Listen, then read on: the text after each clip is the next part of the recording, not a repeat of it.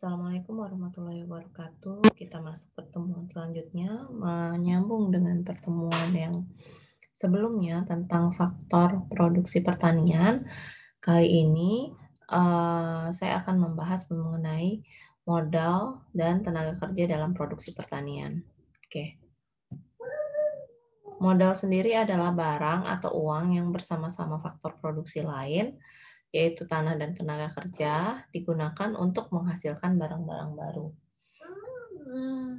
Nah, barang-barang baru ini disebut produk atau hasil pertanian. Jadi modal yang biasanya dimiliki petani di luar tanah yaitu contohnya ini ternak beserta kandangnya, cangkul, bajak, dan peralatan pertanian lainnya.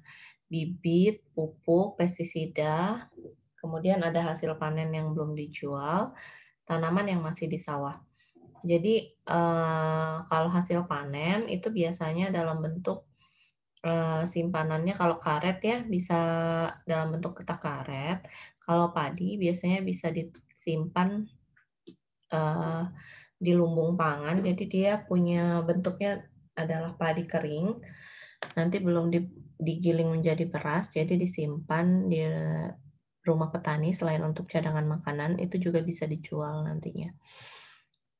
Kemudian tanah sendiri sebenarnya dibedakan dari modal karena tanah tidak dibuat oleh manusia tapi disediakan oleh alam. Kemudian tanah juga tidak mudah atau hampir tidak mungkin ditambah persediaannya. Lalu harga tanah dapat naik tanpa batas sedangkan modal yang lain ditentukan oleh demand dan supply.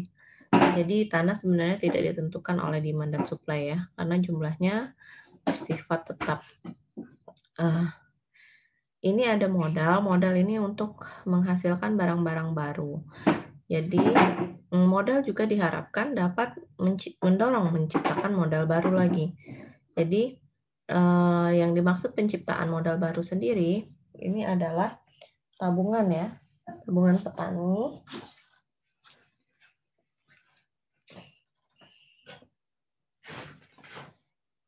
Tabungan petani yang menyisihkan sebagian kekayaannya atau hasil produksi, kemudian dibelikan lagi sesuatu yang akan digunakan untuk hasil produksi. Jadi sifatnya produktif ya. Jadi misalnya dia membeli mesin pertanian, mesin untuk menggarap sawah dan sebagainya. Kemudian di sini ada sumber modal. Sumber modal ini erat kaitannya dengan uang. Jadi sumber modal biasanya dari pinjaman luar, yaitu bentuknya dalam bentuk kredit. Bentuk modal bisa dibagi menjadi modal fisik, yaitu modal material berupa bibit, alat-alat ternak. Sedangkan modal manusiawi imaterial itu mencakup keterampilan dan kecakapan petani. Oke, kita lanjut ya. Nah, ini kredit dalam pertanian. Jadi di pertanian ini juga ada kredit. Kredit itu gunanya untuk meminjamkan modal, baik pinjaman berupa uang maupun bentuknya dalam berupa pupuk ataupun alat-alat pertanian lainnya. Kemudian ada macam-macam bentuk kredit. Jadi ada kredit investasi dengan kredit modal kerja. Jadi kalau kredit investasi dipakai untuk membiayai pembelian barang-barang modal yang bersifat tetap.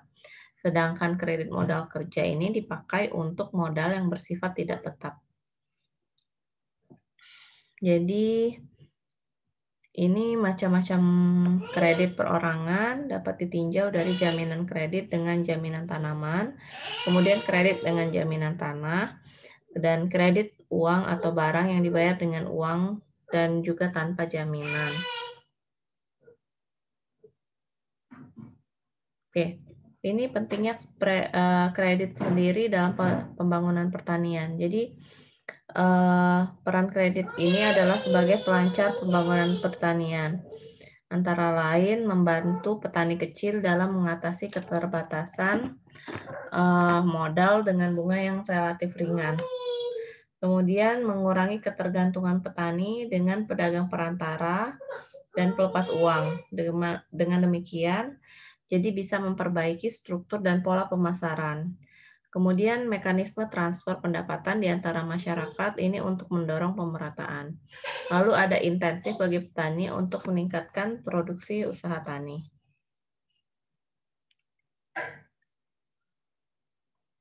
Syarat kredit usaha tani adalah jadi ada kredit ringan. Jadi bunga maupun syarat-syaratnya ringan. Jadi ini biasanya diberikan oleh koperasi yang ada di desa-desa. Kemudian kredit yang bersifat dinamis, yaitu mendorong petani untuk menggunakan secara produktif melalui bimbingan dan pengawasan. Lalu kredit yang diberikan selain untuk membantu permodalan juga harus merangsang petani sendiri untuk menerima petunjuk dan berpartisipasi dalam program-program peningkatan produksi. Kemudian ada kredit yang diberikan hendaknya bukan kredit untuk usaha tani yang produktif, tapi juga ada kredit yang bersifat konsumtif dengan syarat barang yang akan dibeli dari uang kredit tersebut memang sangat diperlukan. Kemudian tidak ada jalan lain yang lebih baik dan tidak dapat menunggu hingga berpenghasilan baik. Jadi untuk kondisi-kondisi urgent, kredit juga bisa untuk kegiatan konsumtif. Kayak misalnya dia udah benar-benar nggak punya uang dan nggak bisa makan. Nah, petani bisa mengambil kredit itu biasanya diberikan oleh koperasi. Lalu petani juga bisa menggunakan kredit konsumtif jika pengembaliannya tidak menyulitkan perekonomiannya di masa yang akan datang. Kemudian kredit ini biasanya ini kelemahannya ya. Jadi bank-bank umum atau formal pada umumnya kurang mampu menjangkau lapisan masyarakat menengah ke bawah, terlebih golongan masyarakat yang paling kurang mampu. Jadi biasanya banyak sekali syaratnya, mulai dari sertifikat tanah dan sebagainya. Terkadang petani tidak memiliki sertifikat tanah, jaminan, atau beberapa persyaratan yang diminta oleh bank. Kemudian hal ini menyebabkan segmen pasar keuangan untuk pelaku usaha pertanian lapisan menengah ke bawah diisi oleh lembaga pembiayaan non-formal. Jadi, seperti pedagang sarana produksi, pedagang output, pelepas uang, tetangga, dan sebagainya. Jadi, karena mereka tidak memiliki akses atau terbatasnya kemampuan mereka untuk meminjam uang di bank yang kita tahu bahwa pemerintah itu memberikan bantuan atau keringanan itu melalui bank-bank formal atau lembaga keuangan formal. Nah, tapi kenyataan yang di lapangan petani tidak mampu menjangkau itu, sehingga mereka balik-balik lagi meminjam uang kepada ada yang mengutang pupuk misalnya di toko sarana produksi, ada yang mengutang cangkul, kemudian ngutang atau menjual produk mereka padahal belum panen tuh padinya misalnya dijual sama pedagang besar, atau mereka minjem uang ke pelepas uang yang kira-kira bunganya nggak akan habis-habis gitu. Nah, itulah berbagai permasalahan ya untuk dalam hal permodalan. Kita lanjut ke ini tenaga kerja ya.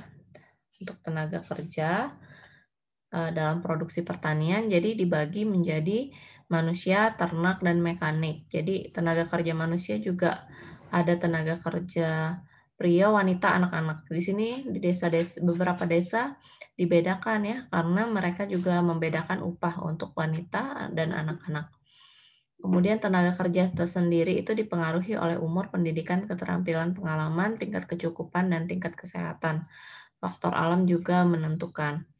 Jadi ini tugas-tugasnya yang biasa dilakukan oleh tenaga kerja.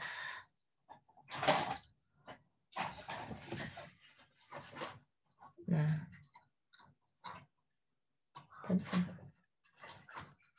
Nah, yang ini. Jadi ada lagi berdasarkan sumbernya. Jadi dari dalam keluarga dan luar keluarga. Biasanya dalam satu keluarga itu terdiri dari suami, istri, kemudian ada anaknya beberapa. Nah, biasanya kalau anaknya udah besar, dia membantu orang tuanya bekerja. Jadi ada namanya tenaga kerja dari dalam keluarga. Kalau dari dalam keluarga itu mereka tidak istilahnya tidak mengeluarkan biaya tenaga kerja lagi karena mereka sudah dibantu oleh anggota keluarganya. Sedangkan kalau tenaga kerja luar keluarga itu biasanya karena tenaga kerja yang di dalam keluarga ini terbatas, makanya dia mencari orang lain untuk menggarap lahan, membantu menggarap lahannya. Jadi nanti tenaga kerja ini diberikan upah harian biasanya. Nah, kalau kalian kan dari sosek ya, jadi nanti kalau perhitungan ini sangat penting. Nanti dibedakan tenaga kerja dari dalam keluarga dengan luar keluarga. Nanti kita kan mau menghitung biaya-biaya usaha tani misalnya. Jadi yang tenaga kerja dari dalam keluarga itu biasanya di upah dari tenaga kerja itu sebenarnya masuk ke penghasilan keluarga itu sendiri. Seperti itu. Oke, kita lanjut. Nah, kemudian ada lagi, oh ya, kalau tenaga kerja luar keluarga di sini ada yang namanya gotong royong atau arisan tenaga kerja. Gimana sih arisan tenaga kerja ini? Misalnya petani A sama petani B, ada petani nih sampai J, A, B, C, D, E, F, G, sampai J ya, ada 10 petani. Jadi kalau misalnya sistem arisan tenaga kerja, nanti dia misalnya petani A panen, nanti petani yang lain B sampai J itu membantu petani A tadi. Nanti petani A itu tugasnya nanti menyediakan makanan, konsumsi, dan minuman untuk para pekerja yang membantunya. Lalu setelah nanti petani B panen, mereka petani lain juga sama-sama membantu si petani B, termasuk petani A tadi yang telah dibantu. Nah, namun petani C nanti misalnya tidak menanam, jadi dia hanya membantu saja, tapi karena dia tidak menanam pada saat ini, jadi dia petani lain tidak membantunya untuk panen. Jadi di sini petani C tetap membantu, tapi nanti suatu saat ketika petani C menanam dan panen, dia akan dibantu oleh petani lain. Jadi sistem yang seperti ini lebih hemat biaya ya dibandingkan memberikan upahan. Jadi tenaga petaninya bisa digunakan sehingga menghemat biaya tenaga kerja. Nah, ini adalah syarat untuk menjamin efisiensi tenaga kerja. Jadi kalau persediaan tanahnya cukup, kemudian alat pertaniannya cukup, lalu iptek pertaniannya juga cukup dan manajemen bagus, maka tenaga kerja ini mengalami efisiensi yang baik ya. Tapi kondisi seperti ini jarang sekali terjadi di pedesaan ya. Karena di pedesaan sendiri pada umumnya banyak masalah-masalah tenaga kerja yang belum diselesaikan. Jadi permasalahan tenaga kerja di pedesaan itu adalah misalnya ya jumlah tenaga kerja yang tidak seimbang dengan ketersediaan lahan, kemudian pertumbuhan penduduk yang tidak terkejar oleh pengadaan kesempatan kerja. Jadi lahannya tetap segitu-segitu aja, tapi manusianya tambah banyak, yang cari kerja juga tambah banyak. Tapi tingkat pengetahuan mereka atau pendidikan mereka rendah, sehingga mereka tidak bisa merantau keluar untuk mencari pekerjaan lain yang lebih layak, lebih berpenghasilan tinggi. Jadi mereka tetap stay di desa itu, namun, pendidikan mereka kurang, sehingga penyerapan tenaga kerja di wilayah pedesaan juga menjadi berkurang.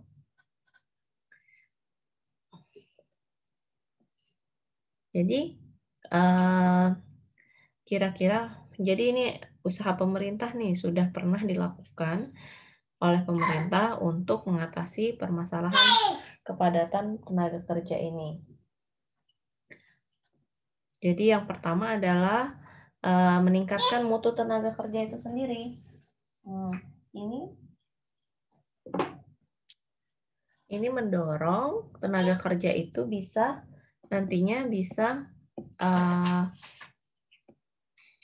merantau ke tempat lain atau membuka usaha baru bagi pekerja lainnya. Jadi mereka biasanya pemerintah memberikan pelatihan. Jadi kayak pelatihannya itu macam-macam ya.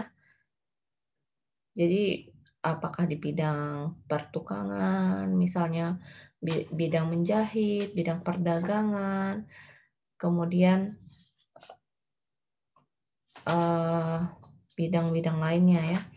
Jadi pelatihan ini biasanya diadakan oleh penyuluh ya, penyuluh pertanian.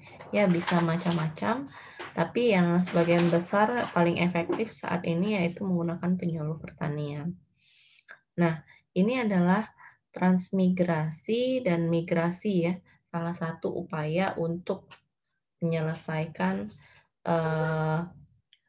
penyebaran atau ketidakmerataan tenaga kerja tadi. Jadi ini diharapkan bisa memecahkan persoalan kependudukan, kemudian memperluas area pertanian, memperluas kesempatan kerja, dan membantu pembangunan daerah. Ini adalah beberapa faktor pendorong dan penarik transmigrasi. Yang faktor pendorong itu adalah tekanan keuangan atau menambah penghasilan. Yang kedua, faktor keamanan dan bencana alam. Jadi kalau ada bencana gitu biasanya dipindahkan ke tempat yang lebih baik. Kemudian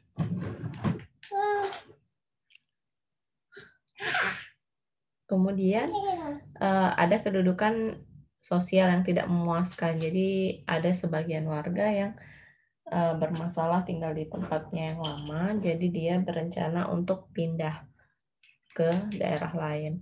Nah, kalau faktor penarik itu wilayah-wilayah yang sudah banyak kita ketahui yaitu Belitung. Itu faktor penariknya biasanya kekayaan alam, kemudian tingkat kesuburan tanah, dan fasilitas yang diberikan.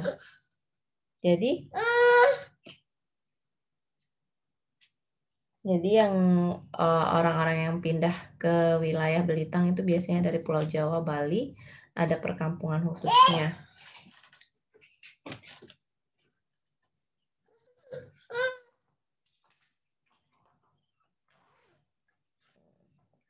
Oke, kita lanjut ya. Nah, di sini ada perkembangan transmigrasi dari Pulau Jawa yang memang padat penduduknya ke daerah luar Jawa. Sampai saat ini masih berjalan lambat ya. Jadi karena apa penyebabnya? Penyebabnya karena transmigrasi sendiri ditekankan pada transpertanian dan fasilitas akan mendapatkan lahan 2 hektar, sehingga yang tidak mendapatkan 2 hektar tersebut tidak disebut transmigran. Kemudian masih banyak penduduk Jawa yang mengandung pepatah, makan tidak makan yang penting kumpul. Lalu belum adanya jaminan keamanan dan kurang informasi komunikasi tentang sarana prasarana yang ada di luar Jawa. Oke, untuk saat ini sekian dulu tentang tenaga kerja dalam produksi pertanian. Jadi kalian udah dapat kemarin modal, kemudian lahan kalian dapat, lalu ini modal dalam bentuk uang, kemudian tenaga kerja dalam produksi pertanian. Oke, terima kasih atas waktunya. Wassalamualaikum warahmatullahi wabarakatuh.